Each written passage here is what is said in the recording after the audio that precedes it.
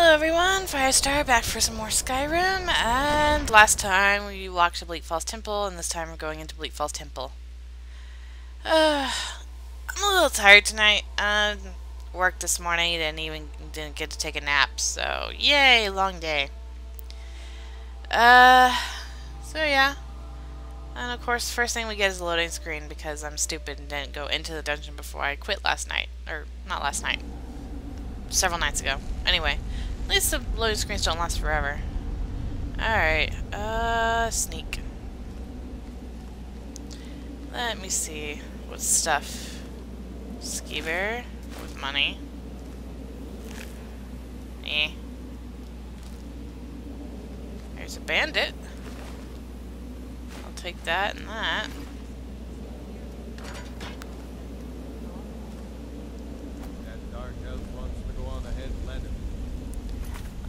Subtitles. I kinda want... Huh, that's weird, they're on. I guess I'm just not close enough. They're talking about a dark elf who stole a claw. There we go. What if Marvel doesn't come back? I want my share from that claw. Just shut it. Keep an eye out for trouble. Hooray! Trouble, like me.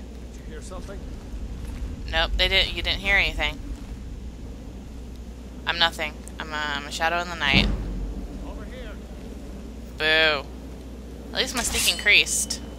Alright. Come on. Bring it. Alright, you're dead. And you will die. Oh my! Oh well, there's one I've never seen before. Okay then, that's cool. I've seriously never seen that one before. That's really cool. Alright. As usual, whenever I see something new in a game, I get pleasantly surprised, especially if the game is several years old, and I've played it to death. Okay, where'd that other bandit go? He's over here. Okay. What do you have on you? You have money and a lockpick. That's all I want from you.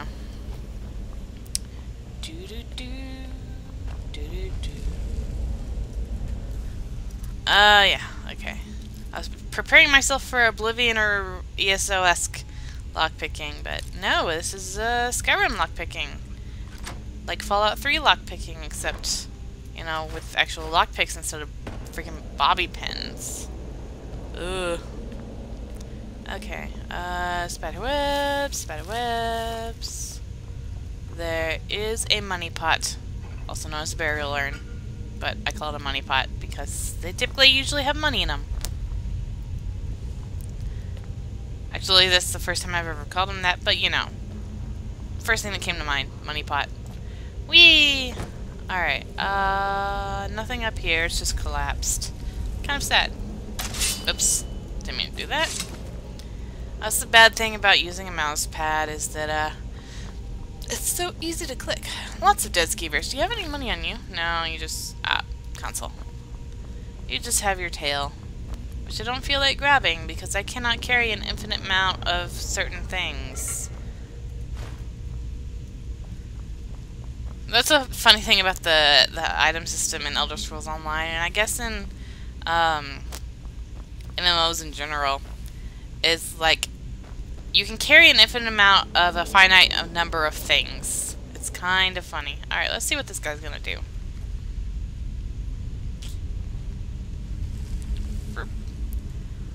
And dead. Dead and kind of lagged, but oh well. So, well, obviously we do not want to pull that lever. Easy enough puzzle. There are a number of easy puzzles, and they get harder depending on what you can and cannot observe. So it's, you can see a snake and a fish up there, and then there's an empty space there, there's a face down there, basically face fell down, so it's snake, snake, fish. Look over here. Oh look, it's things we can turn. Alright. So we want snake. Snake. And fish. Alright, and that's ready to pull, but first... Give me that. Oh, you know what? Give me that. Alright. Let's go up here and see if there's anything worth grabbing. Nope, just... Oh, wait, there's... Get all the healing potions. Okay, now we should be safe to pull this. Yay! We can go through. Whee! More money. Nope, nothing in it. Why are they all empty? It's as if some bandits have been here or something. Take all that. Thief! Pickpocket increased. Oh, let me see. Might as well read it. I don't know what all I'm gonna read and what I'm not gonna read. Probably depends on my mood. At the moment, I'm gonna say I'm gonna read skill books. Like I said, probably change in the future, but since this is a skill book, Thief by Revan. If the reader has not yet had the pleasure of reading the first volume in this series on the life of Elsef Errol, Beggar, he should close this book immediately, or I shan't recap. Well, I guess we'll keep an eye out for Beggar in the future, but for now we will just read this book, just because, you know. I will tell you this much, gentle reader. When we last saw Elsef, he was a boy, an orphan, a failed beggar running through the wild winter woods of Skyrim. Away from his home in Erlgard, he continued running, stopping here and there for many more years until he was a young man. Eslaf discovered that among the ways of getting food, asking for it was the most troublesome. Far easier was finding it in the wilderness or taking it from unguarded market stalls. The only thing worse than begging to get food was begging for the opportunity to work for the money to buy it. That seemed needlessly complicated. No, as far as Eslaf was concerned, he was best off being a scavenger, a beggar, and a thief. He committed his first act of thievery shortly after leaving Erlgard.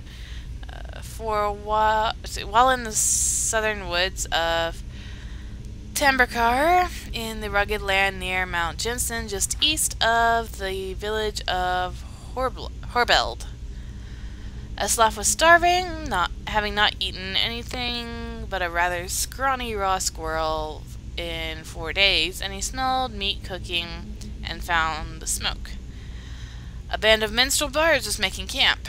He watched them from the bushes as they cooked and joked and flirted and sang. He could have asked them for some food, but so many others had refused him before.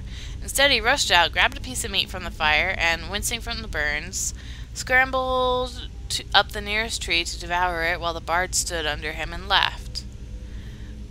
"What is your next move, thief?" giggled a fair red-headed woman who was covered with tattoos.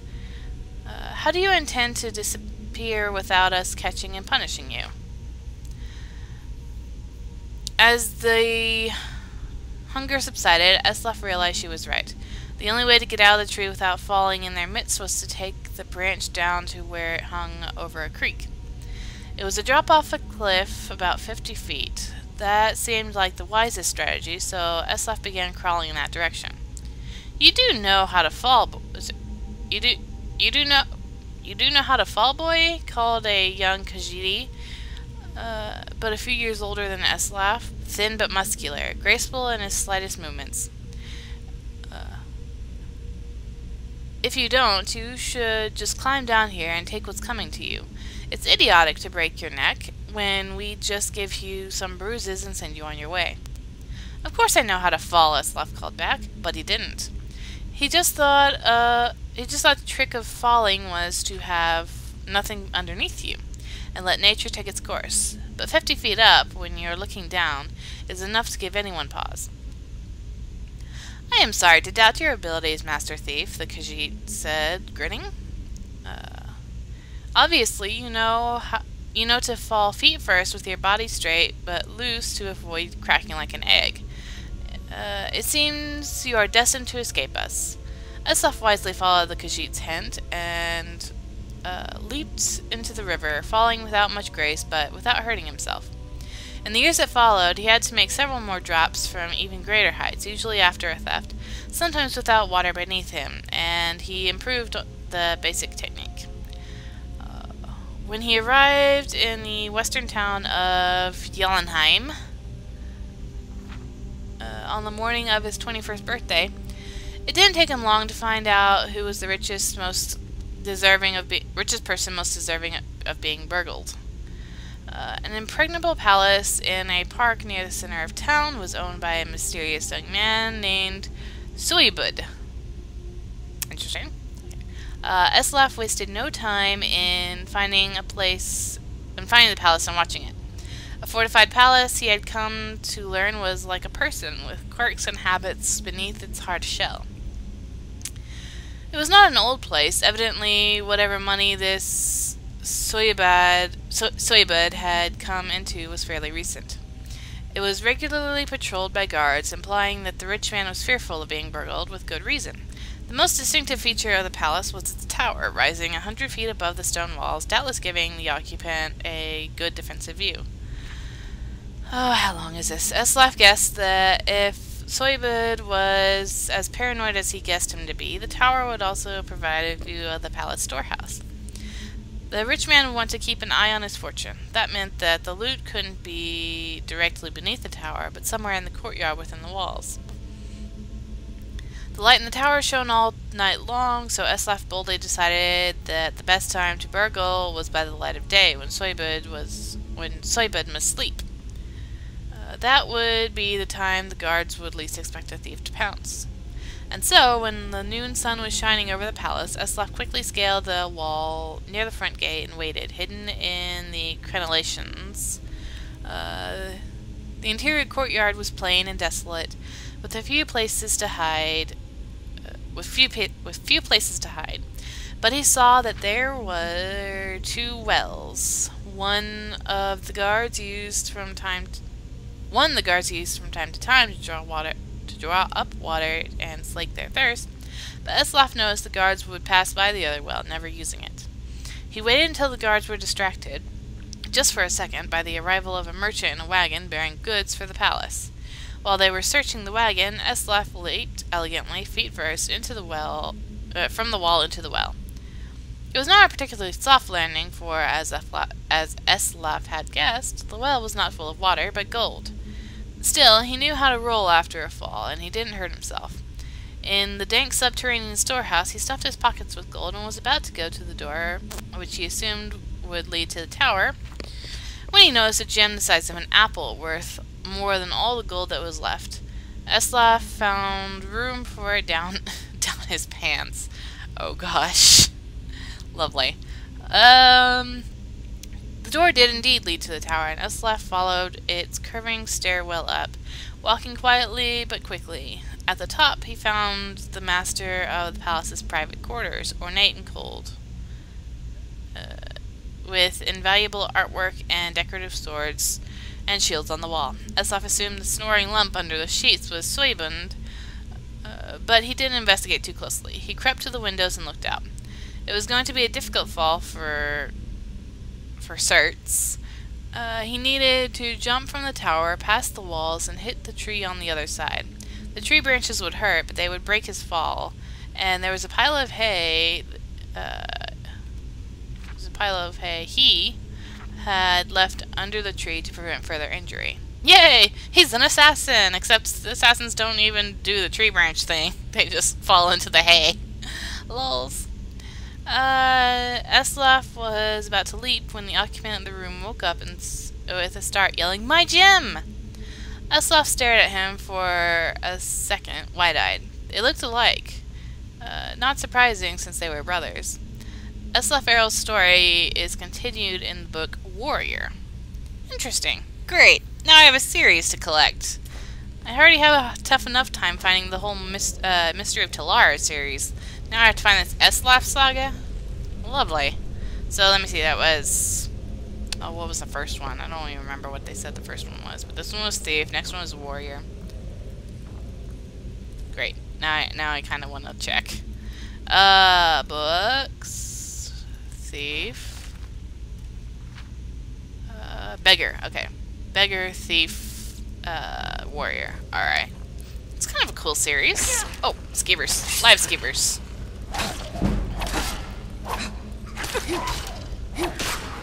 Alright, it's dead. Okay. Oh, there's a scroll. Scroll of fireball. Why not? Ah, there's another one. Alright. Skeevers are dead. Do they have anything interesting on them? Probably not. I mean, one probably has money on it, but whatever. Oh, hello, Arvel.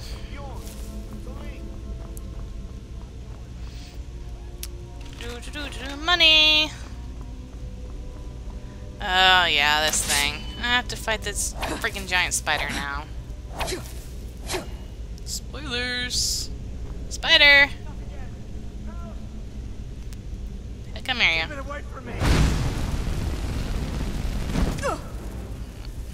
Come on.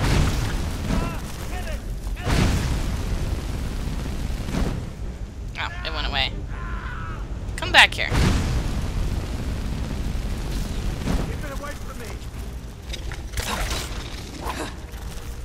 I've been poisoned. Hooray. I want...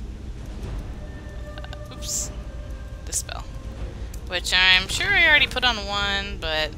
stamina is low. Oh, hey. All my stuff is low. Okay, potions. Potions. Good thing I have lots of these. You just die already, okay? Yeah, you. Come here. Come here.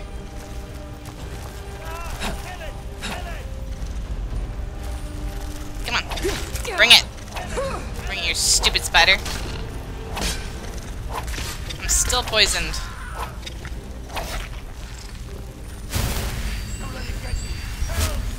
Come on. You die. You can die now. Feel free. Okay. Oh, look, I leveled. Yay! Nope, get back here. Get back here, you stupid spider. Alright, it died. Sweet. Alright, stop yelling, you.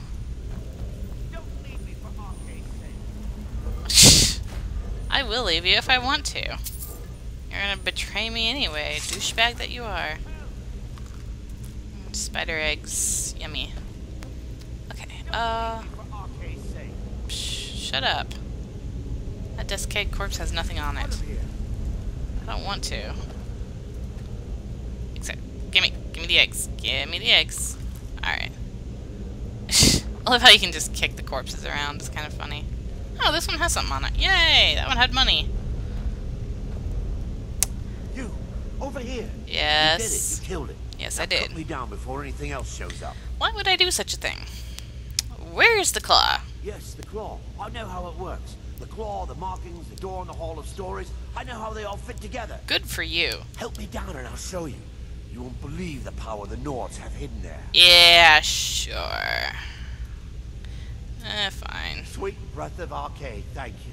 Yeah, you douchey douche. This one. It's coming loose. I can feel it. Congratulations. I'm gonna let the Draugr take care of you, though. You fool.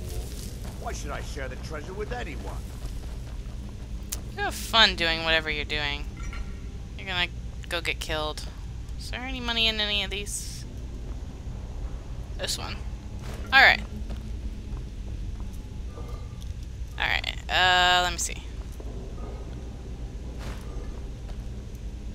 Nothing. Okay. Now let's see how our friend is doing. How does he fare? I knew it. Yep. He's having fun.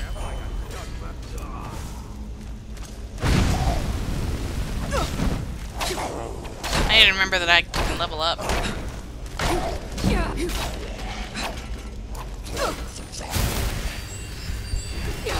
Come on. Heal. Man, I wish I had a spell like what they have in ESO. I'm sure there is one like it. Where you just kind of siphon health out. Alright, come on.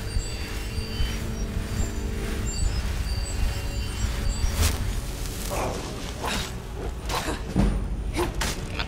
There we go. Yeah. Because I'm epic.